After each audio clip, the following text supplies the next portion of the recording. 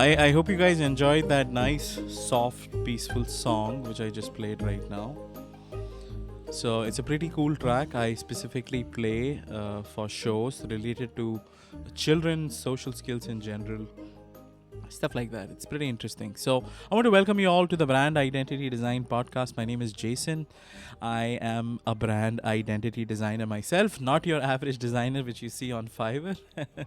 Somebody's quite different, and I'm here actually today doing my podcast. We currently do a series called as the Dark Side of Entrepreneurship, and while I do these episodes, social skills for children is a very integral and a very important topic for me, because I also had like a troublesome childhood. So this helps me to reflect back on some of those things I could have actually done to make my life better. So this is a way how I learn, and I hope by interviewing people who are in the same field, like a child psychologist such as Dr. Danette King. By having such guests on my show, it really helps you to get in-depth information about our conversation. So today's topic, just in case if you're wondering, today's topic is adverse childhood experience. Uh, People call it as ACEs as well, short form. And during this episode, Dr. King will discuss different type of ACEs, how it is linked to various mental health conditions, mental disorders. We'll try to deep dive as much as possible. I want you to be very practical, guys.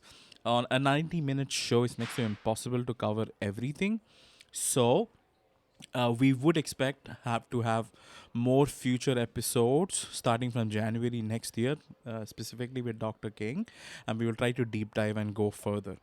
Okay, so the first 30 to 40 minutes of the show, it will be just a one-on-one conversation between me and my guest. If you do have questions, please hold on to those questions, and we will start Q&A after 40 to 45 minutes. And you're welcome to come up, raise your hand, either on Clubhouse or LinkedIn, and we should be able to assist you clarifying those doubts and questions. When you are on stage, let's be respectful to my guest and her time. So try to be as brief as possible with your question. The more simpler it is, the more easier you will get the answer. So on that note, I want to quickly give an introduction to Dr. King. So this is her bio. So after working for nearly a decade as a K-12 school, on a K-12 school guidance counselor. So people who are actually from geographically from India probably may not know this, but K-12 means kindergarten to 12th. That's what it means. I came to know yesterday when we were doing audio testing. So thank you so much, Dr. King, for clarifying that. And Dr. King began her career as a clinical psychology. Her love for education, mental health, social justice, work, and motherhood has allowed her to provide services to hundreds of children within the past 17 years. And Dr. King utilizes her intergenerational trauma informed approach to child psychology as family system are the fertile ground for child development. At the core of her clinical practice is the belief that assuming a posture of curiosity about a child's challenging behavior is much more effective than solely focusing on elimination of the symptoms, as curiosity honors the humanity of the client and their narrative. So this is about Dr. King. If you would like to get more information, please click her on picture on if you're on LinkedIn, and you should be able to see her LinkedIn profile, some of her accomplishment, previous accomplishment things which she has done, stuff like that. So Dr. King, welcome to the Brand Identity Design podcast. And children, let's make some noise. Let's make some noise for Dr. King.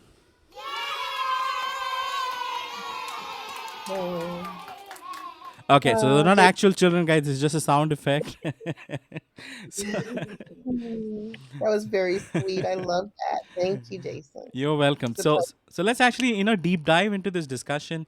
I want to Mhm. first understand what inspired you to get into clinical psychology in the first place. Because it's a lot of work and it's a lot of time you have to spend to become a psychologist. And why narrow down to that extent? Is there something which influenced your childhood? Was there a parent, a situation, circumstance? I just want to understand, like, what inspired you to move into this direction. Sure. Thank you. That's a great question. Jason, before I get delve deeply into that question, I just want to do a disclaimer and say that I have no financial arrangements or affiliations with any entities I'm going to mention today. I have no conflicts of interest to disclose, and the information we're going to be talking about today is not meant to replace professional services, but it's just intended to facilitate a conversation about mental health considering young children. But to get to your question, I've always loved working with children. I loved working with kids when I was a kid. I remember my mom telling me as young as fourth grade that one day I would make a great clinical psychologist. I've literally been working with youth since I was in high school. So after working with children as an educator for nearly 10 years, it became quite apparent to me that there were a lot of children who were in a great amount of pain. And in the school systems, the primary goal is to educate, but it's hard to educate and help children gain access to the curriculum when they're suffering psychologically or emotionally. So I began to see this trend of more and more young people struggling with depression, anxiety, self-injurious behaviors like cutting, even suicidality, and began to have to work with the pet team a lot more than I did when I first entered the field of education, and participating in things like hospitalizations of children and things like that. And so I felt like I could help more children if I entered the field of clinical psychology. Teachers in school, staff deal with a lot, honestly, more than I think that they should. I love teachers and I commend them. It's really a work of an important work. But now I'm happy to be in a position to help facilitate deeper inner healing while also supporting educators via consultation services and my volunteer work and having platforms like this to just kind of talk about the things that so many young people are dealing with. So for me, psychology just opened up more doors to serve more people and access more children. Thank you, Doctor, for giving us that backstory. It kind of makes sense that why you leaned on to that direction and why you felt, this is where your calling is. So I really appreciate you sharing this, information about what really happened in the past and how things shaped and helped you in the long run. So thank you. So You're now, welcome. yeah, before we actually get into ACEs, I want to actually understand what is the kind of impact early adversity has on a child's development. If you can give us an overview first. We want to get an overview first before we get into the topic as ACE as a whole. hmm Well, basically, early adverse or overwhelmingly scary experiences that we consider to be traumatic for young children because their brains are still developing, their systems are still developing. Basically, anything like abuse or some of the things we're going to talk about later, it overwhelms children's systems at a time where it's critical for them developmentally.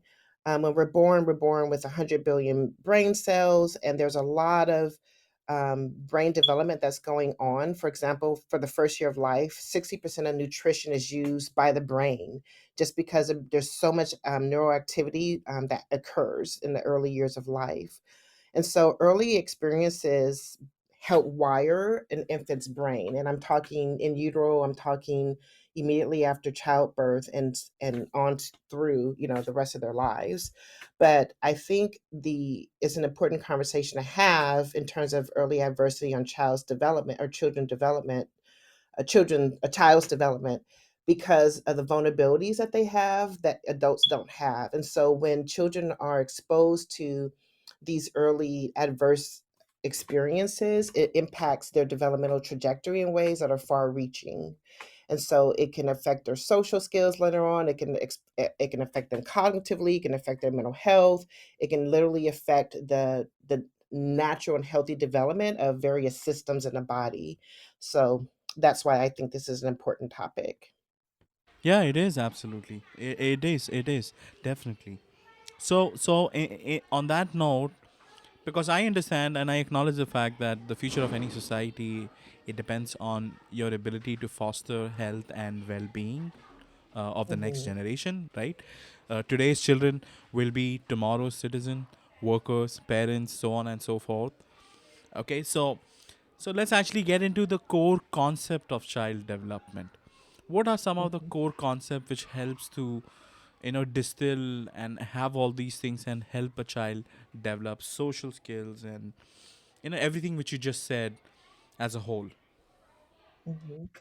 I think I think it's best framed by Abraham Maslow's hierarchy of needs. And so basically, according to Maslow's hierarchy of needs, there are five basic needs that every person needs to experience healthy development. So your physiological needs need to be met. So, like water, sleep, having safe shelter, having clothing, having food. These are things that are basic necessities for human development. But the next layer of his hierarchy of needs is safety. And I think that's what we're going to be talking about today is when a child's safety is compromised by the things that are happening in their environment. So for children, they need to feel stable. They need to feel that their interactions with their caregivers are predictable, that they are free from fear, that they're just like limits, healthy limits, and order in the home or in their environment, including school, that creates a overall sense of safety. And then there's social needs, the giving and receiving affection, intimacy, friendship, feeling love, feeling like you belong to something. And I think this is something that the pandemic has really highlighted in terms of the mental health outcomes of the pandemic, specifically for teenagers, when children and teenagers have been deprived of these social needs being met due to the closures during the pandemic. We see the mental health outcomes in the form of increased anxiety, depression, and in some worst cases, suicidality. And then esteem is important, just feeling like you are loved, feeling like you have value, feeling that those around you regard you positively, and that you have some sense of mastery and an ability to independently explore your environment but at the same time feel safe, and like the caregivers and adults around you are making sure that you're safe, but that you have this ability to explore your environment, because that's how children learn. They learn by just interacting with their environment. And then later in life, just feeling like you have the ability to grow and beauty, and you have the ability to have a balance between healthy work and play environments, like just striking that balance between work life harmony. And so I guess basically physiological needs, safety needs, socialization, esteem needs and feeling like you are fulfilled and have some sense of fulfillment in life is basically what he proposes. That is super cool.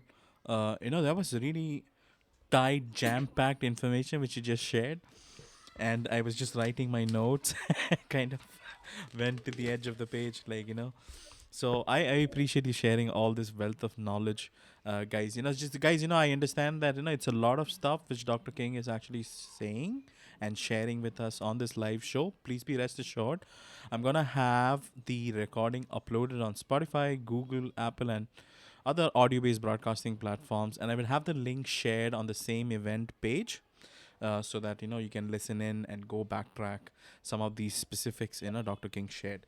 So on that note, Dr. King, let's actually get into the conversation about adverse childhood experience. How do ACEs influence health and opportunity? I want to first understand what is ACEs and how does Mhm. ACE influence health and opportunity. Let's hear that from you. Yes, ACs, and I'm going to just say adverse childhood experiences. They're basically very stressful and overwhelming experiences that children um, can experience in their environment and particularly in their family, their home, their school, and their communities, that overwhelm their systems because they're young and they're vulnerable because the systems are not fully developed. For example, the brain is not considered mature until the late 20s, on average about the age of 25. And so babies and child brains are very, very vulnerable to what's going on in their environment. And so when they're exposed to things that are extremely stressful, which I know we're going to talk about later, it overwhelms the systems and it has physiological, developmental, and mental health effects. All right, that makes sense. So adverse child experiences are basically like traumatic events, and you said Mhm. between 0 and 20.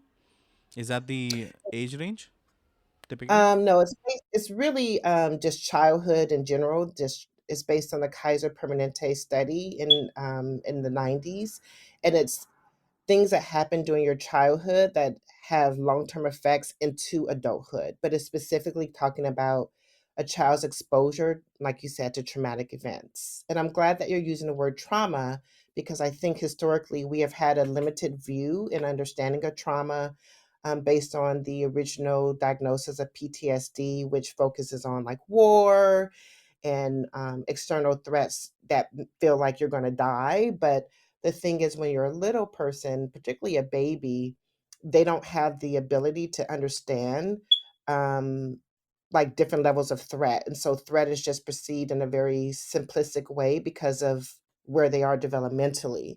And so I think in recent years and recent decades, the research and the clinical work that we are doing has really uncovered how vulnerable children are to things that maybe adults don't see as traumatic, but they are traumatic to a developing system. All right, that makes sense. That makes sense to me. So, because the brain is not developed yet, they actually don't have coping mechanisms yet, or they are not well versed with how to handle such a situation, and that causes stress, anxiety, and behavioral problems in the long run, right? And it not only affects their childhood, but even when you become an adult, it just carries on like a building block, throughout these years. Am I right in saying it? Is my analysis right? Yes, Jason. And I think, additionally, for children who are really young, they also don't have the language to describe what's going on in their environments and what they're experiencing. And so, without language, it's really hard to emotionally, psychologically process some of these events. Yeah, I appreciate you sharing that. Now, I want you to just highlight and just amplify on something which you said about the child's safety. You Hmm. said child safety gets compromised. Okay, now we've been hearing about things which happen in families, school shootings, a lot of things which are happening nowadays around. A lot Yeah. of violence, children are thrown at. So if you can just highlight like what really happens, what's running in the child's mind when these things are happening, what a child does generally, and what should a parent do? Okay, that was a mouthful, Jason. I'll try to unpack all of that in one question. And so first, when a child is and all the things that you mentioned are absolutely traumatic. To go to school and to have to even think about the possibility of your day involving a shooting in your classroom is absolutely compromising a student's sense of safety. When I was in school, I didn't have to worry about these things. And so I'm glad that you mentioned those examples in particular. And so what happens is when we feel threat and we feel a sense of threat, our brain, which is connected to different systems in our bodies, goes to work. And so these systems, mainly the cardiovascular system, the metabolic system, immune system, and the neuroendocrine systems, do whatever they need to do in order to facilitate something that's called the fight, flight, or freeze response. And so a long time ago, when we were more like a hunter and gatherer society, where we had to worry about tigers and bears and things like that, this was very it was very important. And basically, it's this response to things that are in our environment that are perceived as threatening or dangerous has allowed the human species to exist and continue to exist on Earth, right? And so what happens is when we perceive threat around us, these mechanisms, these physiological systems are triggered to support our efforts to secure safety. But the problem is we no longer live with lions, tigers, and bears. But the brain doesn't differentiate between what the threat is and what the threat is. And so you have a young child that is in a situation where they may not feel safe or they perceive threat, where there's violence around them, like you mentioned, or to even see a loved one being hurt or something happening to someone that's important in their lives. um, the systems are triggered, and it's almost like a lion and tigers in a room with the child. And so physiologically. And so what happens is the heart rate and blood pressure increases, blood sugar increases to access the body's to increase the body's access to energy. The immune system is activated just in case there's injury or an infection of some sort as a result of this encounter. And then there's certain stress hormones, particularly cortisol, that are released in the bloodstream, and it increases your heart rate and your blood pressure. So you have these physiological things that are happening in your body that you can feel going on, and it's scary, but it's an appropriate response to threat. And so it's good, right? We need these mechanisms to work in order to get out of situations that are potentially dangerous. But when a child is continuously or has a continual experience of this, then that's when we consider it ACEs. When they can have repeated exposure to experiences that trigger these type of physiological responses, that's when we get into the negative effects of these natural ways the body has helped us survive. It becomes like negative because the systems become they almost become like flooded and kind of worn out prematurely. And so that's what this study is about, the ACEs study. Mm. I appreciate you bringing more clarity on this. And I know it's a little sensitive to speak about death, but at what point, the pressure becomes so much that, it leads to early death? The early death has to do with, according to the research, it has to do with people. There's a correlation between the number of early adverse experiences you experience in childhood. So that could be exposure to criminal activity in the home. It could be exposure to domestic violence or intense partner discord or parental substance abuse. These different things that are very challenging. It could be poverty, and we can go over um, some of these stressors in greater detail so we can kind of expand this understanding of what is stressful to children.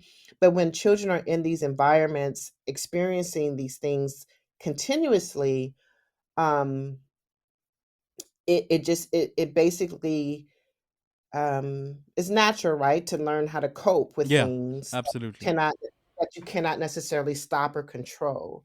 And so we begin, the human mind is so brilliant, we begin from a very young age to devise ways to cope. And so when these coping mechanisms go or continue on to adulthood, and it's like substance abuse, like there's a correlation between early nicotine use and ACEs. As young as 14 years old, beginning to use nicotine. We see people vaping, we see people using drugs. And so when we begin to look at maladaptive ways to cope with the stress in our environment, it can lead to chronic health conditions that can lead to death. And so that is over time, is over or premature death. And it's not the case for everyone, but the research says it's pretty significant. And the more ACEs you are exposed to, the higher risk you're at for premature death as a result of these chronic health conditions that can exist. I appreciate you bringing more light on this subject and clarifying that. That was amazing, Dr. King. You have such wealth of information about this subject matter. I'm truly jaw struck at this moment of time. I wanted to also acknowledge a few questions which I have from Clubhouse. I'm getting messages asking if this is a live show. This is actually a live show with my guest, Dr. King. We would start Q&A in about 15 minutes. If you do have questions, please hold on to that thought. We would start Q&A in about 15 to 20 minutes roughly, and you can ask as much as possible. We do have a lot of users on LinkedIn. Okay, LinkedIn does have a limit, guys. Okay, I want to say hi to everybody on LinkedIn, whoever Hi. has joined. So thank you so much for supporting Dr. King and myself and the show. Really, really appreciate, your love and support here. So let's actually get into, the conversation again. So could you tell us, Dr. King, what are the different type of adverse childhood experiences? Okay. Hmm. Okay, maybe a Hmm. few sample size if you can share, and what can be done to prevent those sample size ACs. Okay. Yes. Physical abuse is definitely one. Sexual abuse, as I said, criminal activity in the home, early exposure to adult substance use. Um, Actually, the ACEs study actually studied the impact of children viewing their mothers being treated violently. That has negative effects. And we can understand why, because of the early attachment that develops between a mother and child, and especially if they're nursing or during pregnancy, that makes a lot of sense. Exposure to a household member who has mental illness or witnessing a suicide attempt. These are things that can happen in the home. But I want to kind of expand it beyond that. Discrimination, having to attend a substandard school, living in neighborhoods where there's poor water and air quality, or a lot of community violence or poverty and the things that come along with poverty. All of these things can be considered adverse childhood experiences. Those are some interesting things which you shared. So if your surrounding is, let's say, not very hygienic, okay, if the school system is not very equipped, poor water, air, and other resources you require to help a child grow and develop and feel safe and sustain in this world, if you have those resources limited, so it can definitely affect it. So I appreciate you sharing physical, sexual, you said emotional, and then the overall setting of how the world is treating us now. What I want to ask you though, Dr. King, it would be next to impossible to offer like a common experience to each and everybody, right? In Mhm. childhood, because we have so many families and they could be at different scale, as per the hierarchy, right? Some of them would be poor, some of them would be very, very rich, some of them would be at the center. So Mhm. how would that all transition up? So how can we ensure that we can offer them like a common setting which helps them to grow, irrespective where and what standard you belong to or where you are associated with. I don't know if that question makes any sense, but I don't know if I'm phrasing it accurately. So I want to make sure that I'm understanding the question. You're saying that we people have diverse experiences, and we may not have a lot of common ground in terms of socioeconomic status and what our Yes. neighborhood home may look like, Yeah. but what are some things that we can do universally to promote healthy child development? Yeah, I think you said it better actually. Mine was a silly version. Okay. Oh, you're fine. You're fine, Jason. You're great. This is great. It's a tough question, so I just wanted to make sure Yeah. I fully understood it. I think primarily, no matter what your socioeconomic status and like these different adversities that we can experience in society, more than anything, children need um, a sense of safety. And when I say safety, and I'm talking from infancy on, I mean a caregiver that is able to engage in the a healthy level of emotional regulation within themselves, so that when the child does have um, some response to the stressors in the environment, that the parent is available and attuned. When I say attuned, I mean able to recognize the emotional, psychological, physical need of the child and is responsive. So attunement is a major protective factor for children despite what's going on in their environment. So no matter what's going on around you, if you have a parent that sees you, and I mean really sees you and really hears you and is really responsive to the needs that you have, that is a protective factor for children and it promotes healthy development. I appreciate you sharing that, Dr. King. Thank you so much for bringing clarity on this. I wanted to actually, ask you about what happens in adults as you experience it. Okay, now we spoke about childhood, it is very traumatic, but how does that reflect on adulthood as you transition to adults? Okay, Mhm. how what kind of chronic health problems or issues does that lead into? And apart from trauma, depression, anxiety, and impaired memory or flight or fight mode, whatever you say, okay, what else does that lead to? Okay, now I did a short amount of research on this subject. I came across an article which spoke about false self, victimhood thinking, passive aggressiveness, stuff like that, or Yeah. passivity. Okay, are these the only components, or do you think there's more to it?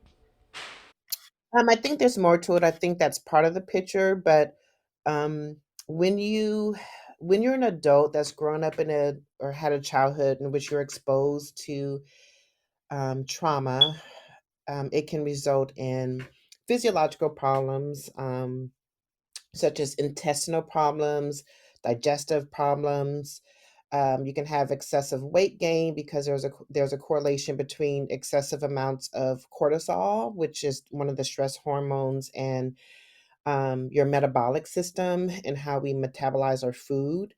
It can result in increased blood pressure. It can result in low libido, like low sex drive. It can result in sleep problems, insomnia, muscle pain, different bodily aches. And in terms of medical conditions, there's a correlation between specifically cardiovascular disease, diabetes, and depression for adults that are exposed to early adverse childhood experiences. And then in relation to what you were talking about, in terms of how it impacts a personality, it impacts a personality because if you don't deal with if an individual does not deal with these traumatic early experiences in a way that they're able to resolve them and just kind of integrate them into um, just kind of make peace with them and work through them, which is typically done therapeutically, that it creates like some of the things that you're mentioning. It makes it difficult to um, remain emotionally regulated and make it can impact your ability to interact with people. There's a lot of isolation that can come with it because as you can imagine, if you grew up not feeling safe, then it impacts the way you relate to people. So depending on how um, the level of trauma that you're exposed to, that it can impact the way you relate with others, right? Because when we're a child, we're learning about ourselves, we're learning about others, and we're learning about the world and how safe the world is. And so the thing is with ACEs, these children who experience that, they have a compromised sense of safety, And so there's a compromised ability to trust others, right? Because you weren't kept safe when you were young and vulnerable. So that can play out in a whole lot of different ways that create self esteem issues, relationship issues, and like some of the anger style, like you're talking about, passive aggressive anger, right? Because how does a child who loves their caregiver and their family, their father, for example, who they may have seen physically or experienced, or a family member of any gender, causing harm in a family, that's very confusing to process. To love someone that's causing harm and threatening your sense of safety, and so it does cause some emotional challenges that are very difficult to work through, that can surface as a passive aggressive anger style, like you mentioned, and some self-esteem issues, like you mentioned, in terms of false sense of self. I thank you so much for sharing that, Dr. King. I just want to highlight that I have started inviting people to come on stage. Now, on Hmm. LinkedIn does not give you the option to invite people up, but on Clubhouse, I've actually done that. Okay, and I Okay. see Angelina has been raising her hand. Angelina, I tried bringing you up, but it's not allowing me. Maybe you can uh, keep the hand raising off for a few seconds, redo it. Maybe I can invite you up. So guys, if you have questions, if you're listening on LinkedIn or Clubhouse, if you have questions, this is the time. Raise your hand and I would be happy to bring you up under only one condition.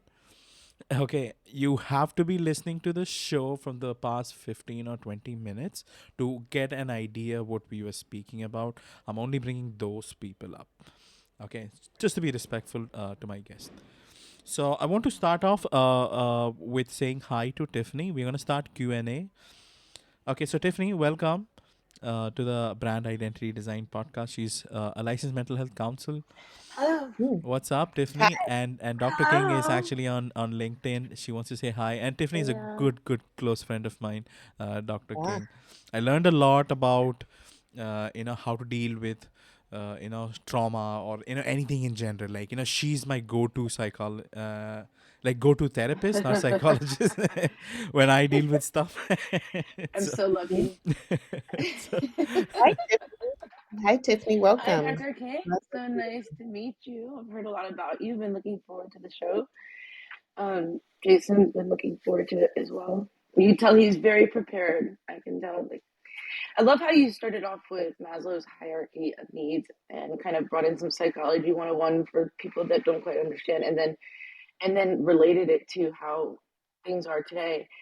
And one of the things I just wanted to ask you, since I'm a licensed mental health counselor, I also have a live radio show that I've been on for 8 years. It's award winning, and it's based on mental health, ending the stigma on mental health, called Moments of Clarity with Tiffany. I'd love to have you as a guest one day as well.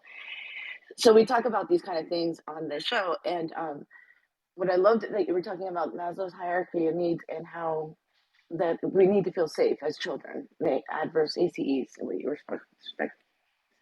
speaking about. In our world today, this is my question. In our world today, there's cyberbullying, social media, things such as you. the. I'm not gonna point them out because sometimes I get in trouble for stating which Mhm. platforms. But you guys understand, social media, the apps that these Mhm. kids go on and things like that. And Yeah. it's so much easier than when I was in school. They didn't have this. If you're going to get bullied, you would have to get. It would take a while for a rumor to get through the school, or something like that, or someone would have to pass you a note, or it was all of the internet, in my opinion, took away the gift of wondering or mystery, wondering if somebody's going to be at the party or the dance or anything. And Mhm. like you said, back in the day, at least not that we knew of, the school shootings and things like that just wasn't something. If like anything, it was like, oh no, so and so is going to kick my butt tomorrow or something like that, not, or yell at me, not come and blow up the school. And there was definitely tornado drills and fire alarms and fire drills or whatever, but not active shooter drills. So our kids are coming up, and this is my question: our children are just being exposed to social media, putting themselves out there, getting the response or lack thereof from likes or dislikes, or being popular or not popular based on who's following them or how many followers they get on certain things. And then and then also having to prove themselves socially in person in a school environment, and worrying about if bullying is going to get them killed through an active shooter in a drill, and then the exposure to teachers possibly can't go, whatever. And my opinion is kind of there that this is definitely taking a toll on this generation, and I wanted to hear your thoughts on that.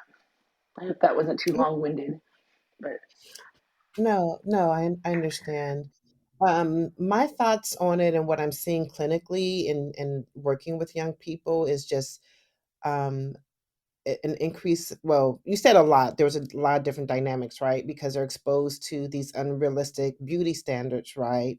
In terms of social media, exposed to maybe lifestyles of the rich and famous, and having the opportunity to have a look in the inner life or what's presented as the private life of these people, which was harder when we were growing up. So what I see is an increase of anxiety and like body image issues in young people. I see, particularly over the past few years, just a lot of people, particularly with the pandemic, a lot of young adults or really teenagers and young adults that I'm running into struggling with just a pervasive, like an anxiety about their ability to successfully transition into adulthood, because a lot of these things that are portrayed on social media are, not really obtainable for the average person, or not by the age of 21. But when we see young people who are Instagram famous all of a sudden, in the life of like an influencer that's making thousands of dollars by just doing posts and things like that, I think it undermines a lot of things, that are going on in child development, or the development of brain, social skills, emotional, social emotional development in young people. And the sad thing about it is it's not based on necessarily truth. It's based on things that are put out there that are really managed by the people who are running these sites.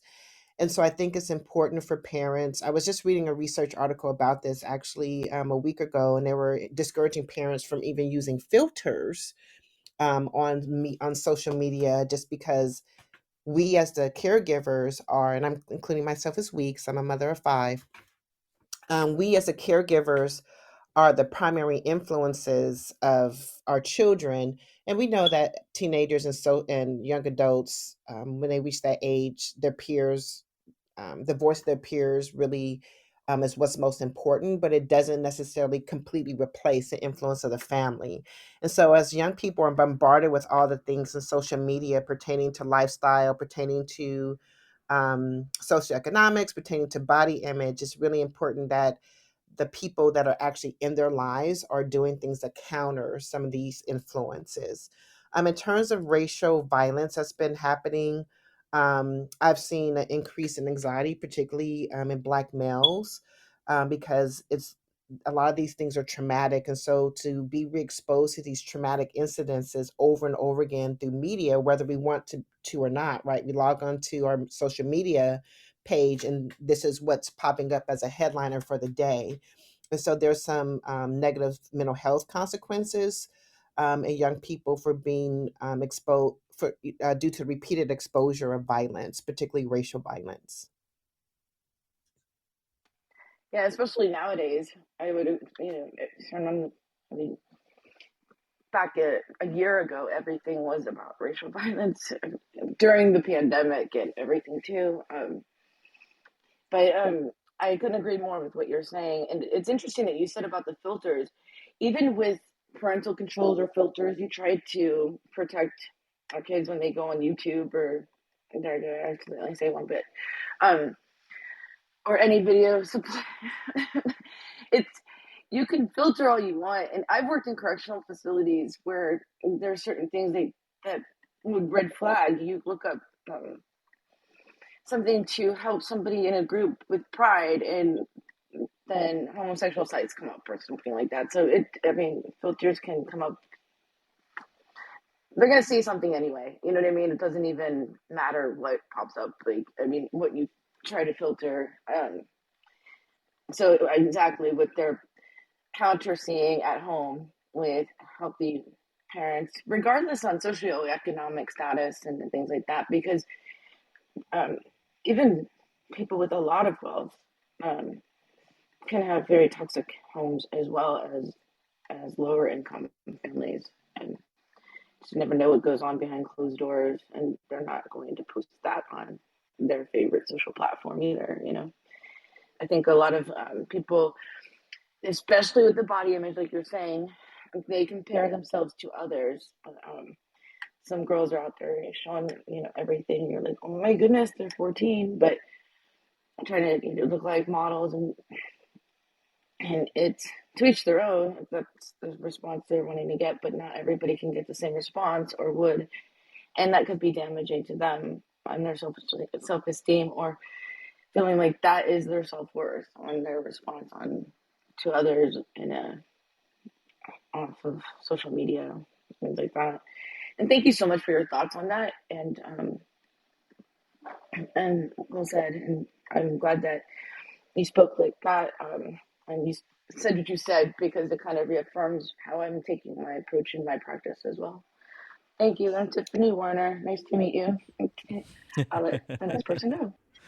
And Tiffany, I want to be clear. I am the research is encouraging the use of filters that monitor that that help caregivers monitor what people young kids are accessing online. But when I'm talking about filters, decreasing the use of filters for parents, I mean beauty filters where we're posting pictures that are filtered to alter our physical appearance. So that type of filter was what the research article was talking about. The mental health community is discouraging parents from using, as you said, to counter some of these unrealistic body expectations and beauty standards that young people are being constantly exposed to via social media. Lovely. Thank you so much for sharing Okay. that. And Tiffany, thank you so much for asking this question. We do have a few people on LinkedIn. I want to ensure that I'm able to reach to everybody within the time limit. Do you have a follow up question, Tiffany, before we move ahead? No, thank you. No, I'm all set. Awesome. Thank you. Thank you. Thank you so much for that, Tiffany. She's a good friend, I'm just saying.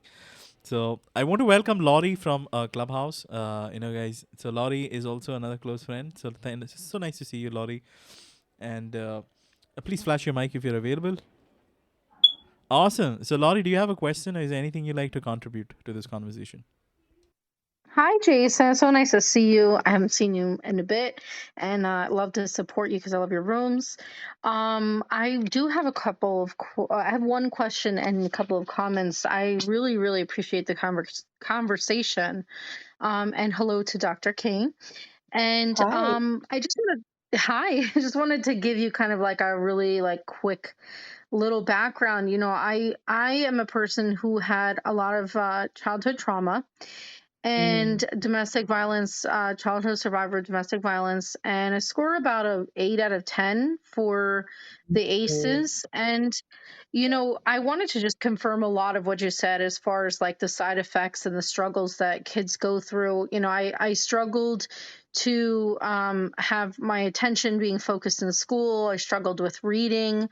I struggled with anxiety and depression, and later on suicidal thoughts and, all those different things. So, thank God, by the grace of God, I always say, I don't know how, but I really became the anomaly as far as not becoming a statistic. Like I never got into drugs or alcohol or addictions or, the obvious forms of self-harm, like, cutting and things. But I think with the this perfectionism and the shaming and all those things, which I consider forms of self-harm because they're emotional self-harming, that's where I struggled a lot. So, although I I think that the reason why I didn't fall prey to becoming a statistic is because early on I was very dedicated to healing the traumas and undoing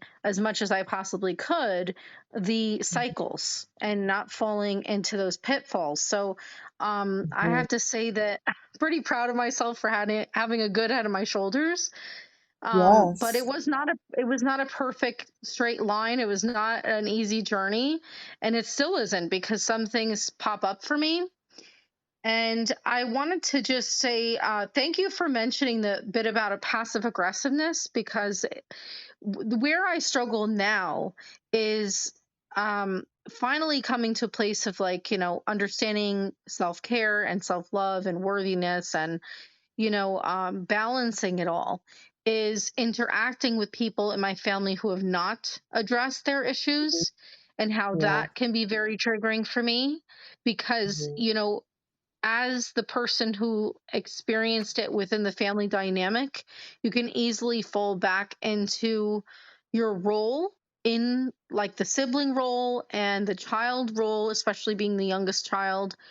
And that can be very triggering for me. So I guess my question is, um, partly with that, but also just in general, I didn't realize until my early 20s, after I had actually gone and got my own degree in psychology, that I had been exhibiting signs of, like, having gone through PTSD. And, like, it was because your fight or flight response is heightened for so long.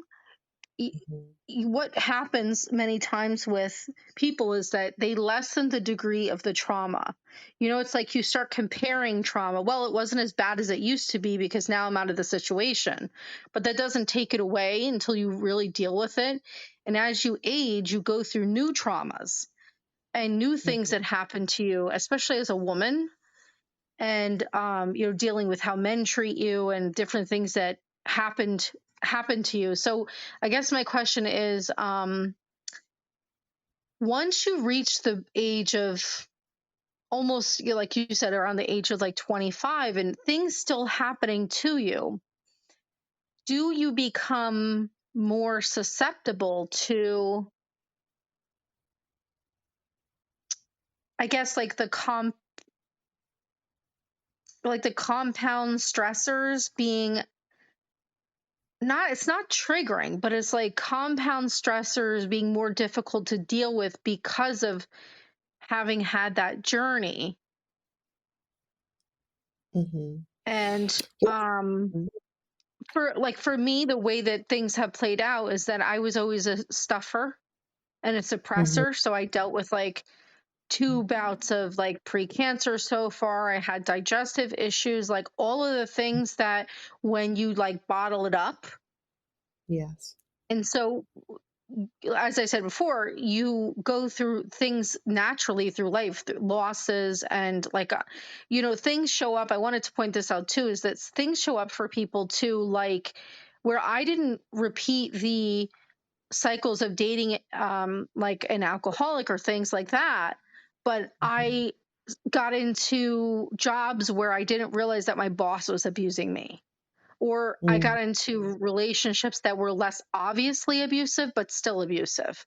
So, but then once I realized that, it became really tough for me. Mhm. Mhm. You bring up so many good points, and Yeah, it I'm was s loaded, Dr. King. Like, yeah, it's so many loaded. I'm over things here you said, taking Laurie. Like, notes. I'm like jotting it down. Like I don't know, but I appreciate you Lori, sharing it, and I appreciate you yeah. being vulnerable, with us on stage. Thank you so much I'm for kind that. of curious what the question actually is. There's a lot of great info there. Um, I'm hearing, do well, first of all, before I get into that, I wanna thank you for your transparency. This is a very difficult subject, and it's almost taboo to talk about, and that's why I'm so glad Jason hosted this, and I totally celebrate your resilience, and I'm so glad you brought that up because this is a very, um, heavy topic, and it can be kind of like a downer, but I wanna say that even if you have experienced ACEs or trauma as a child, it is not it doesn't have to be a life sentence. You don't have to forever be imprisoned to some of the things that we're talking about in terms of um, the the negative effects of it. You can heal from childhood trauma. It's not irreparable. So I commend you because the human spirit is extremely resilient, and you can have corrective experiences in new relationships as you begin to heal and connect with healthier and healthier individuals. You can have these corrective experiences that can lower some of the hypersensitivity and hypervigilance that you're talking about, and to make into as you experience more and more safety in different relationships. So I totally agree about what you're saying. Because individual has experienced trauma and been exposed to early trauma does not mean that they have to be a statistic. These are just generalities that we're talking about based on the research. So I want to say that.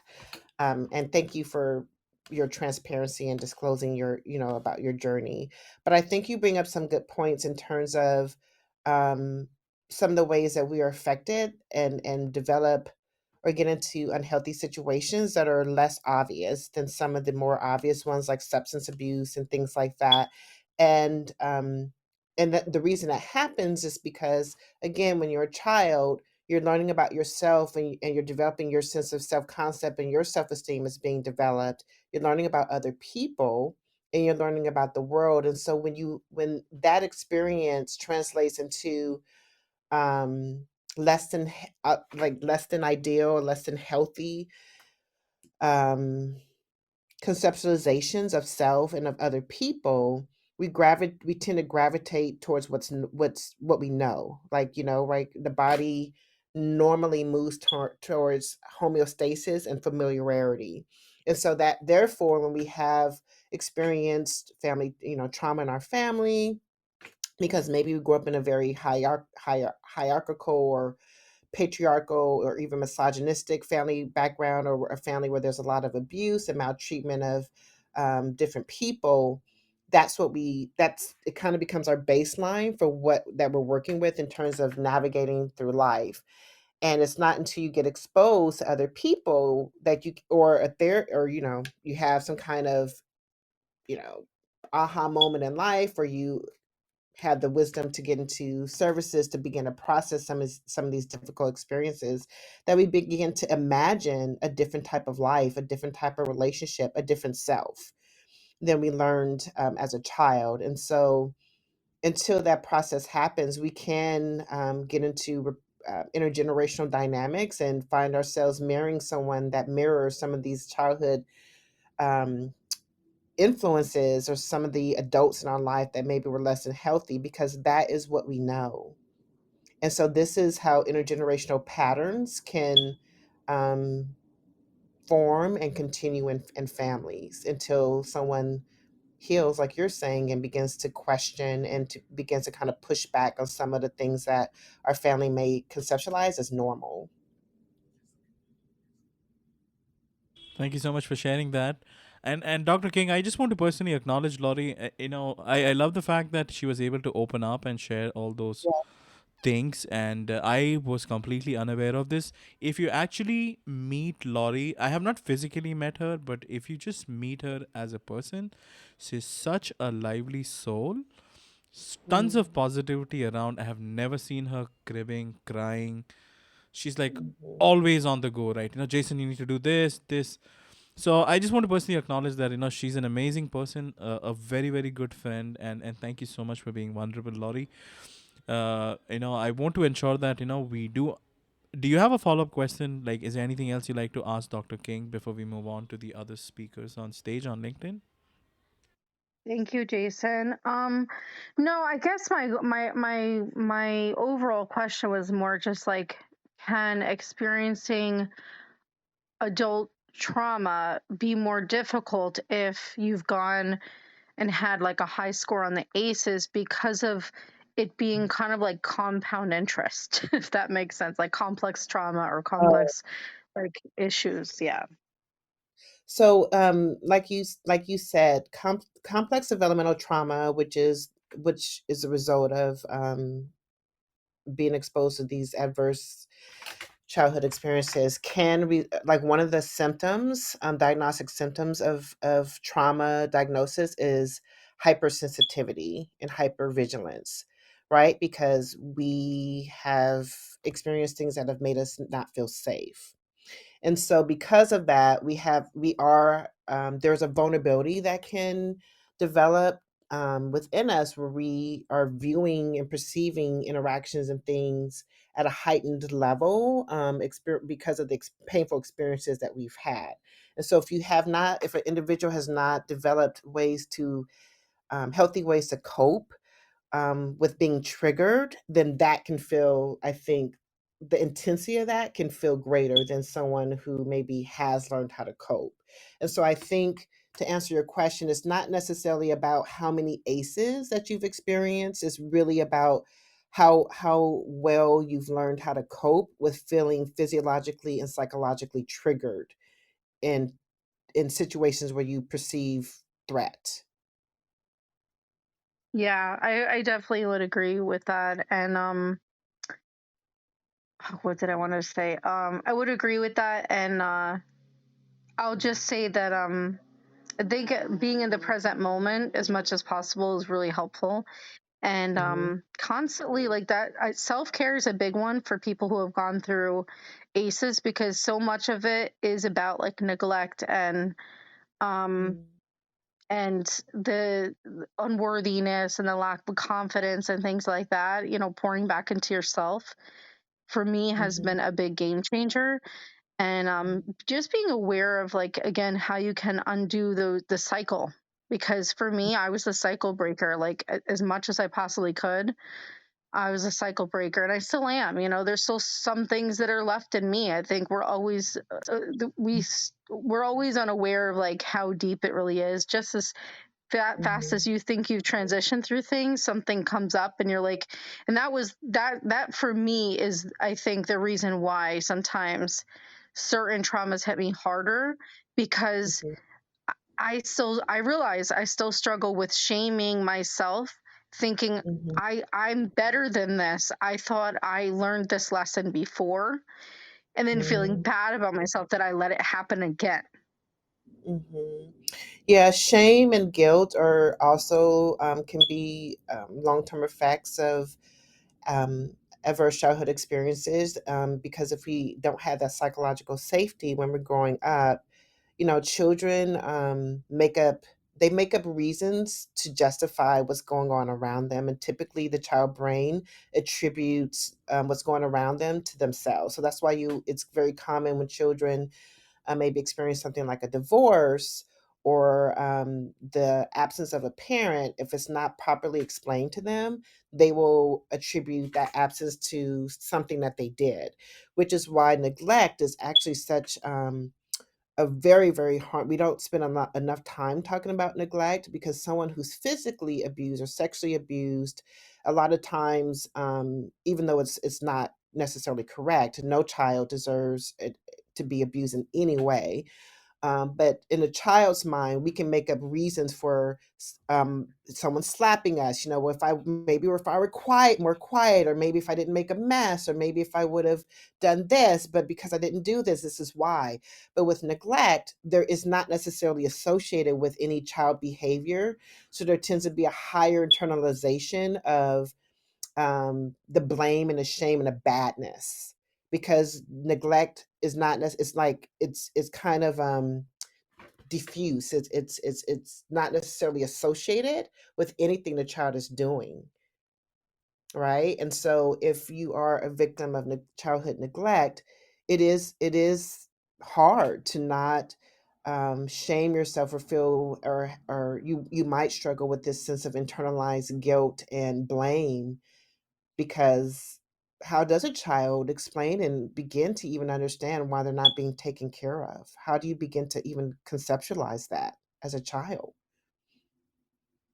And so I encourage you, I applaud you in your resilience. I can tell that you've worked very hard to process some of these experiences and to heal, and even in your transparency and the courage that you're taking today, because I guarantee you're not the only one on the call that has these struggles, and you're helping someone else just by talking about it. but it is a journey, and you're here and you're still here and you're courageous and you're healthy enough to even recognize what's going on. And so I imagine that you have experienced a tremendous amount of growth, and that's to be celebrated and commended. Absolutely, absolutely. And Laurie, children's make some noise for Laurie.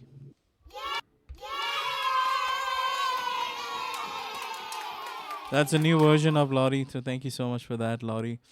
So I want to Jason, be. can Jason, can I ask Lori, Yeah. does that resonate with you at all, Lori? It does, and really it was a combination. It's so weird. It's like for me it was like a combination of neglect and the emotional abuse, and then seeing the physical abuse as well. So it definitely resonates though. It's funny because I don't know that I directly blame myself, but again, it's like, with these things, there's so many sneaky ways that they can show up. Sometimes they're so conspicuous, or inconspicuous, that Mhm. we can fool ourselves easily into believing that, oh no, I'm not doing this. But if it's showing up in a certain way, it's there. So thank you, It's Dr. King.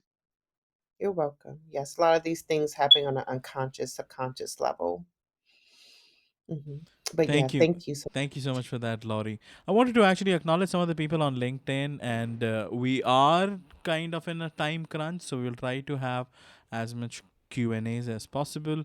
If you are posing a question, try to see if you can break it down to short form content, so that we can answer and acknowledge everybody on stage. So I want to welcome Timothy. I want to welcome Thomas, Shirley, and Dr. Laura Cobb to the stage. I don't know the exact sequence on LinkedIn. You don't have a PTR sequence as to who joined first. I'm going to go with Shirley. So I'm so sorry, just in case, if I'm not saying hi or acknowledging you right away. So Shirley, welcome to the stage. Nice to see you. Do you have a question, or is there anything you'd Yeah. like to contribute to this conversation, Shirley? Yes, I have a question. Just to check, am I clear? Do you hear me, please? Yes, ma'am. Yes. Oh, fantastic. Hi, Dr. King. Thank you so much for this talk. So basically, I work in child weight management in the UK. Mm, And unfortunately, in the UK, we have a tiered system for supporting small children. So to sum up very, very fast, we've got tier 1 to tier 4. I work in tier 2. Tier 2 has no clinical psychologist support.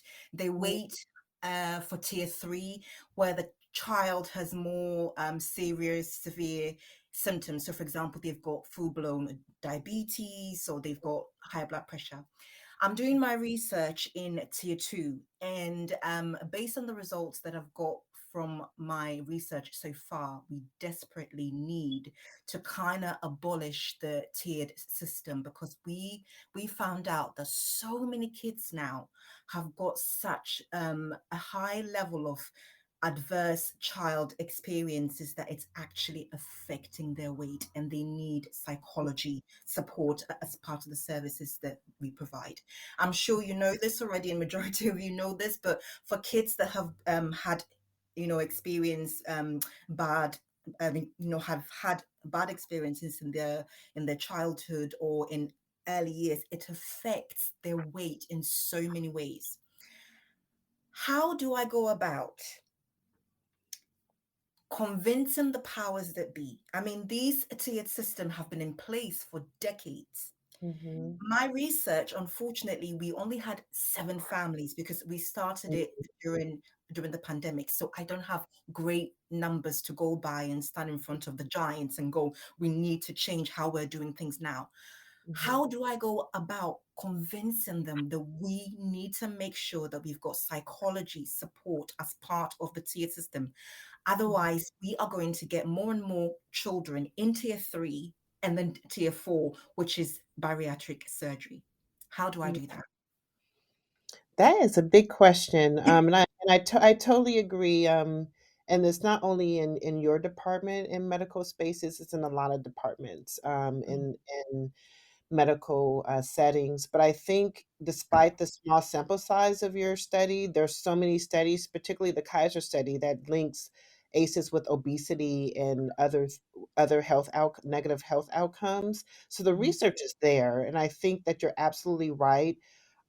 This was a point that I was going to mention earlier, later, if I had the opportunity. But I think having interdisciplinary discussions Mhm. about child welfare and child health is um, m- um, a critical change or pivot that we need to have, like in our systems. Mhm. Multidisciplinary Mhm. conversations about health are a must. They're just a Mhm. must. And so I think like you having these conversations, I'm sure you're very well versed in the research and what it says. So you have the data, you have the body of Mhm. literature that supports what you're seeing, even in your particular setting. And I think beginning to build relationships with Mm. providers in different departments and beginning to include them in team meetings and things like that. So and doing well, for my field, it would be considered psychoeducation, but discussing the concerns and the trends that you're seeing is part Mhm. of the journey. In one of my past positions, we were doing this in the pediatric oncology and NICU, and it Mm. is an uphill battle. It is an uphill battle. People are like, "Why do infants need? What are you gonna? Why is a Mhm. psychologist in NICU?" Mhm. Because it's this pivot, right, Mm. from treating something and being preventative Mm. in our care models, right? We're Mm. looking for early prevention, which is what you're talking about in Mm. abolishing these tier systems. I don't have Mm. a comment about that because it's kind of different in the United States. I'm less Mhm. familiar with tier Mhm. systems, but I have worked in enough interdisciplinary settings to know that anything that we're doing to promote child well-being has to be an interdisciplinary Yeah, conversation. definitely. And so you're beginning to do that work, and I think it is difficult, but I think once you have more allies across Mm. various disciplines, I think Mm. it becomes easier, backed up by the research, it becomes easier for people to begin to even desire to have an ear to hear what you're Mm. saying. Thank you. You're right. You're absolutely right. So thank you so much for that. And if there's anybody that's listening that's in the UK or not in the UK but can help, would like to work with me in making this change that is very much needed to safeguard the future of generations in the UK, then please get in touch.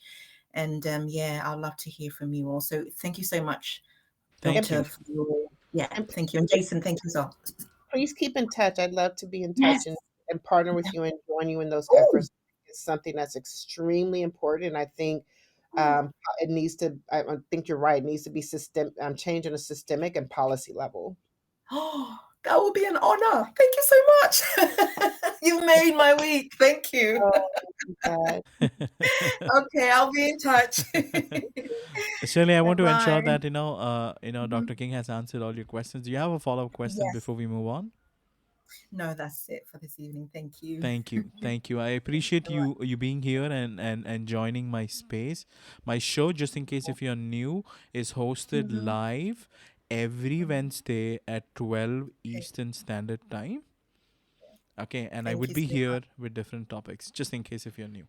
Okay, on that I'll note, I join want it. to personally go ahead, Shirley. I'm so sorry. I didn't mean to cut you back there.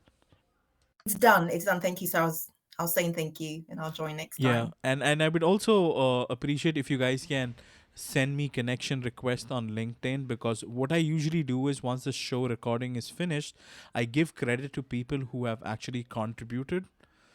Okay, so if you are among those individuals, do connect me, send me a connection request on LinkedIn, and I would be happy to show credits and thank you for your contributions. So just in case.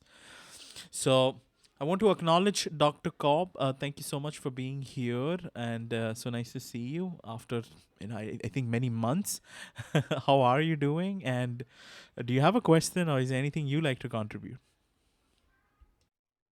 Thank you so much. I appreciate being here, and I'm in the process of. I love LinkedIn, my first love, and I'm in the process of connecting with everybody who's here. If I don't get to somebody, I beg your pardon. Dr. King, it's a pleasure to meet you, and I asked for a connect request here on LinkedIn as well. Being considerate of the time, I am wondering if you're familiar with the book "The Body Keeps the Score." I am. Um, Yes. I adore that book, and I have so many questions. And I personally, I'm a licensed professional counselor. My PhD's in child development and family studies. However, I am not. I'm a master's in counseling and personal services yet, and I am not clinical. So I'm mindful regarding the diagnoses and such, about the scope and the parameters of my qualifications. That said, I'm wondering, number one, what is your opinion of the book? And number two, what is your opinion regarding the author, if you're familiar with the book, his attempt to contact the American Psychiatric Association regarding his proposal to add in the developmental trauma diagnoses instead of having all of these other anxiety disorders, ODD, all of these other disorders, and then it's not really addressing the issue because ACEs, it can be individual. And yes, I agree with the interdisciplinary perspective. That's my experience and my professional work as well. So number one, your opinion on the book. Number two, if you know of it, his proposal to have additional diagnoses submitted to the DSM-5 for the DSM-5. Thanks.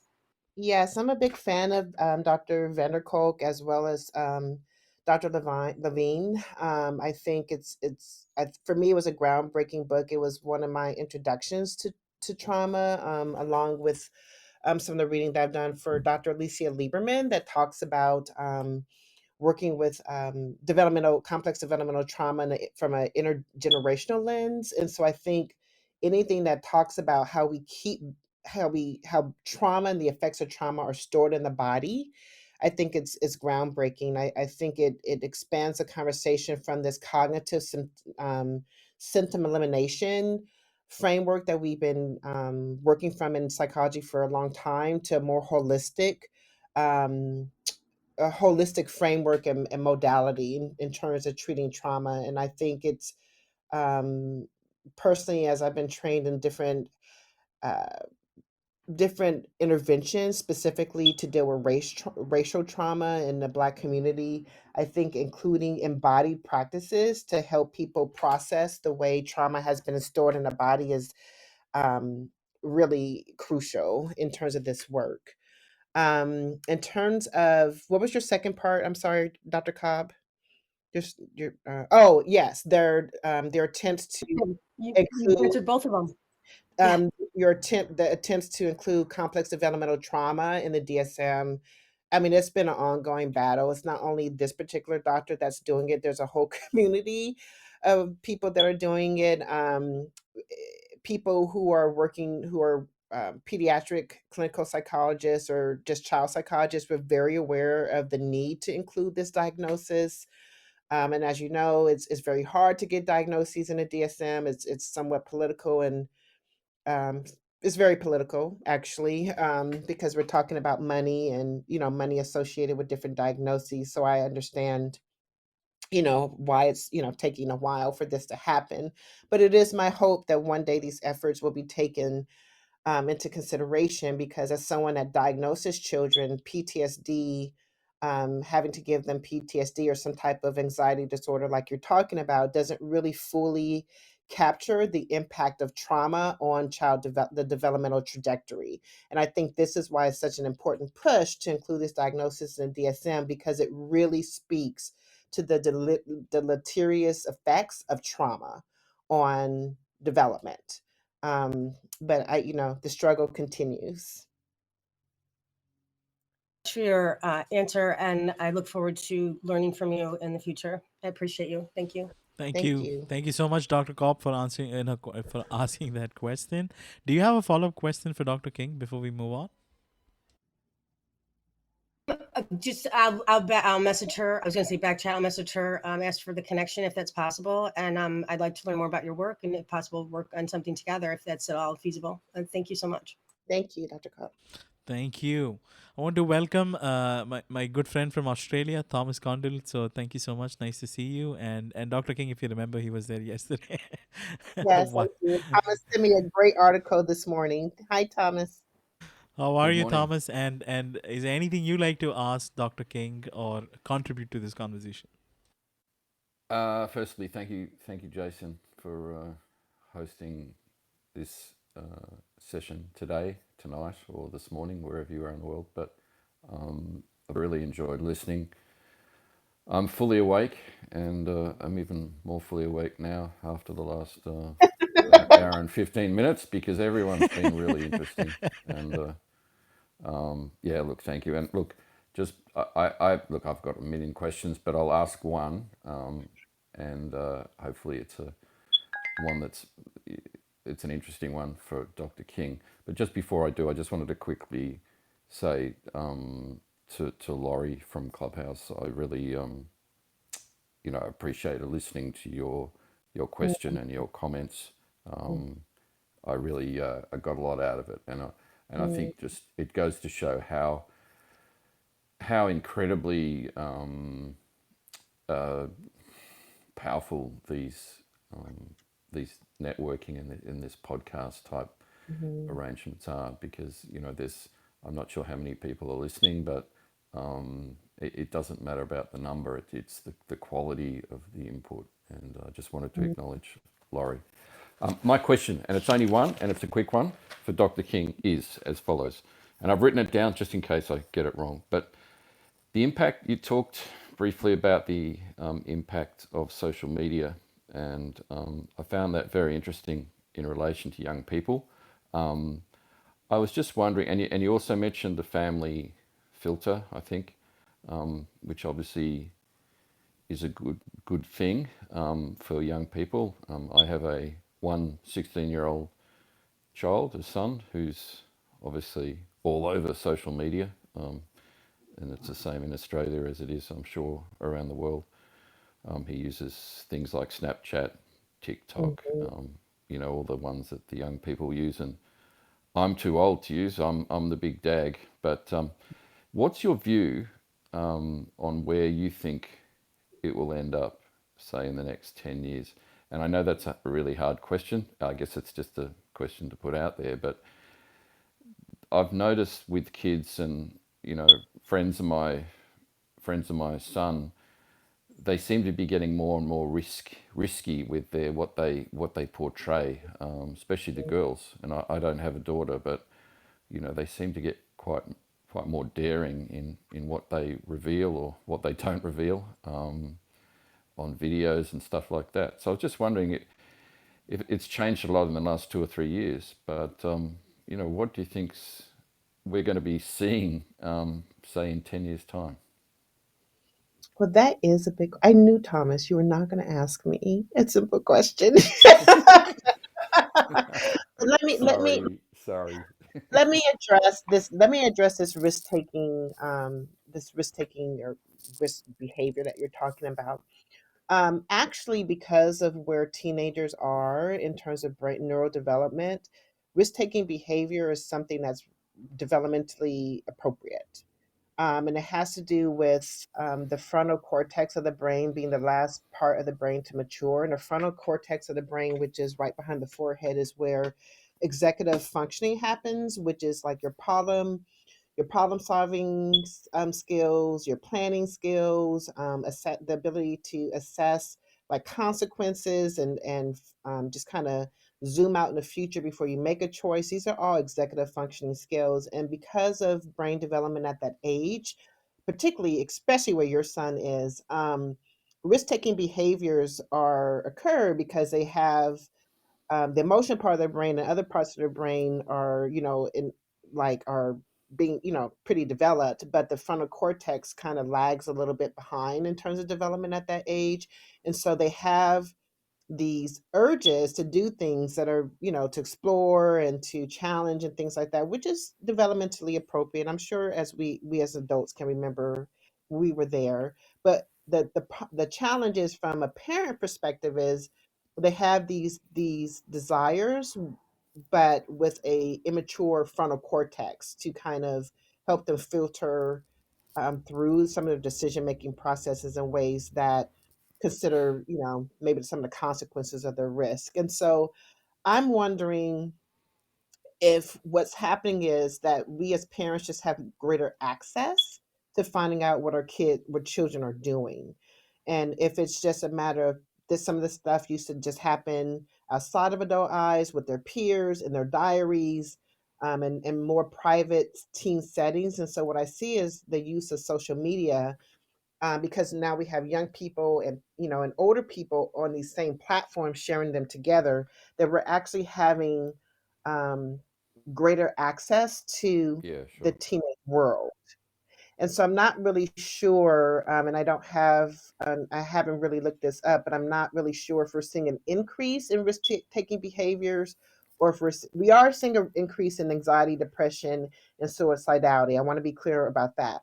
But I'm not really sure if we're seeing a increase in risk-taking behaviors as a result of social media, or if it's a matter of we're just having greater access to it. And the same thing is happening, right, with racial violence. These acts are not anything that are new. They've been happening throughout history, but now we have people recording them on their phones, and that kind of thing. So the community has greater access to seeing what's going on in terms of violence. And I think something similar is happening actually with teenagers and young adults.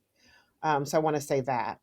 In terms of where we are in society, I wish I could answer that, but that's beyond my scope of right now. I don't know, but what I do know is I hope that we have greater conversations about this, intergenerational conversations where we are dialoguing with young people to kind of work through some of the differences that social media it might be creating or contributing to between generations. A lot of us are kind of older people, kind of struggling to understand what we now have access to that is happening in these different worlds that we haven't previously had access to. And I'm hopeful that through more podcasts like these, more intergenerational conversations with young people, that we can take a community approach to giving young people the support that they need in order to navigate their greater exposure via social media. Uh, Thank you for that. Look, I totally agree. I think in both parts, the accessibility is obviously huge. And I mean, I just look at, when I was his age, which was a few years ago, maybe 40 years or so ago, I probably did everything that he's doing now. It's just that it wasn't filmed. And Yeah, no one witnessed it except for 2 or 3 of my close mates, or maybe 10 or 12 if it was a party, or maybe at Thank most, a goodness. party of 50 people. right. Yeah. And I'm glad that I was born in 1963, not Mhm. 2006, because I think I would have got into trouble because there would have been a lot of videos out there. But Mhm. you know, and Mhm. secondly, I think, but what you said, the second part of your answer is even more important, and that's the intergenerational advice or Discord. filter support. And what I personally have tried to do is to open up the conversation, with the terrible teenager, or whatever you like to call him. And he's not terrible, he's just a normal 16-year-old. And He's just a actually say, normal 16-year-old. Yeah. exactly, and just say, hey, I acknowledge that you're doing stuff that I did, but let's talk about it, and let's just maybe give you a little bit of advice. Hey, when I did this, some of my friends went a bit overboard, and were actually, well, one actually had an accident and killed himself. And I would say that in all sincerity, Mm. because he took too many risks. And the thing is, it's all about risk. It's all about that filter. And I think social media has opened up a lot of things, but I think, as you say, the family can still talk about stuff. You just, I guess you just have to have the guts to have those conversations. So thank you. Thank you, Thomas. Thank you so much for that share, Thomas, and that contribution also with what you said. Do you have a follow up question for Dr. King before we move on to Timothy? No more questions. I asked too many questions, I've been told, in my past, so I'll leave it at that. But thank you. I've really enjoy your this discussion, and Dr. King's words of wisdom. It's a pleasure. My pleasure, Thomas. Absolutely, absolutely. So let me actually, thank Timothy for your patience, and you're the last person I have for Q&A, and we would be wrapping up the show very shortly. I want to be respectful of Dr. King's time. Do you have a quick question? Anything you'd like to contribute to this conversation we are having? Well, yes, it's been an amazing presentation. Thank you, Dr. King, and thank you everybody else for who've contributed to the program today. My question, really, Dr. King, is can we connect on LinkedIn, please? And I just have a comment to share that I think that you and I could possibly write a book together based upon some of my experiences in life. Just real briefly, my family, I believe, was subjected firsthand to trauma based mind control conditioning when we visited Los Angeles, California on the morning of May 18th, 1974. We Mm, firsthand witnessed the Symbionese Liberation Army shootout with the Los mm, Angeles County Police Department and Sheriff's Departments and their SWAT teams. And after that, a whole bunch of things in the way of physical and psychological abuse began to carry out in my lifetime. I was only 9 years old at that time, and things went from being, kind of tolerable and not entirely pleasant to just being pretty much awful all the time. And I'm 57 years old now, and things are still pretty much the same. So I'll land my craft on that point, and I'll thank you all for your contributions, and I'll take any responses. And if you'd like to ask any questions, I'm open. Thank you. thank you. Wow, I- I'm I'm processing what you said, and that it sounds horrific. Honestly, I can't even imagine. And yeah, I'm so sorry to hear about that exposure. Thank you. It's actually it's one of a billion things in my lifetime that I actually I'm not sad or sorry about. I'm still trying to understand all of these things and to put everything into context with where I stand right now in my life. And I don't want to go into detail about my business enterprises or anything. That's not our purpose here today. But what I experienced in my life, all of these things have actually happened for me, and they've been formative and transformative. And really, I'm at the final stages of a pretty major metamorphosis in my life. And Mm. rising like the phoenix out of the ashes actually is what's happening. And I'm just here to remind people that no matter what kind of crushing experiences you've been in your life, if it didn't destroy you entirely and you're still breathing and you're still able to stand on your feet for even a few seconds, you can not only recover, you can have a miraculous transformation and have an amazing new beginning standing on your doorstep. So thank you. Absolutely. That is a great place to just end this conversation. I'm so glad you talked about, the resilience and the ability to overcome. And it sounds like you're experiencing post-traumatic growth, and which is something that we didn't even delve into in today's podcast. But that is thank you for saying that. That is so well said.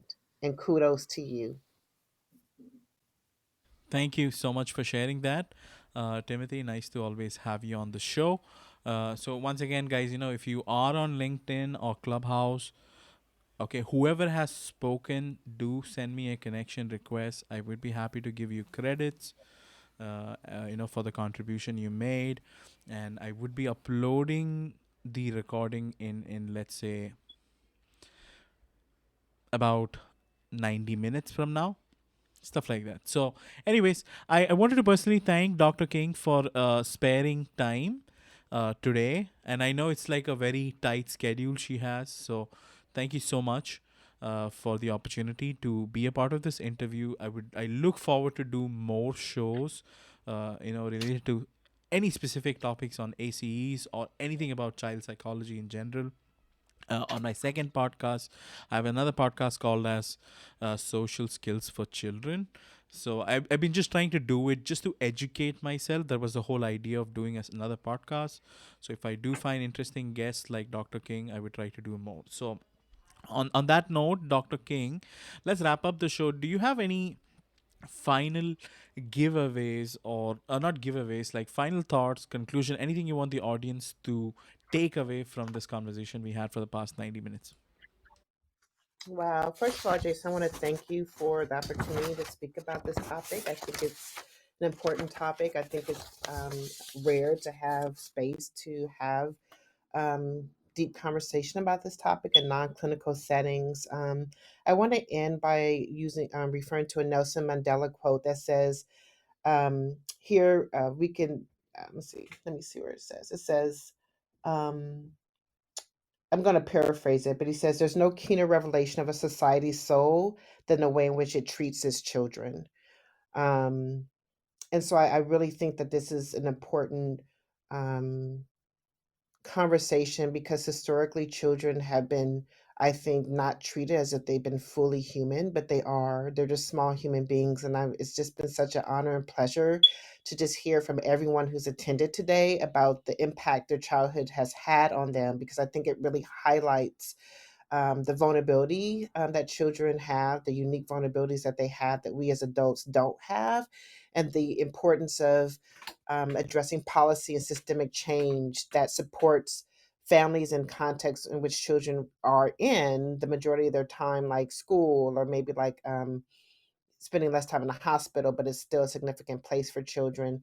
And that how important it is to have these interdisciplinary conversations about ways in which we need to pivot in society to make mental health and the health in general of children a priority, because these children, as you say, grow up to become adult citizens in different countries who impact society as a whole. So I'm just excited about that. And I love the fact that so many people chimed in and talked about, yes, I did experience some really hard stuff, some really dark stuff as a child, but I'm still here and I'm resilient. And I think it speaks to the ability of the human soul to overcome tremendous atrocities and really dark experiences and become a functional, for people to become fully functional adults. I think it speaks to the importance of community and having other people around us to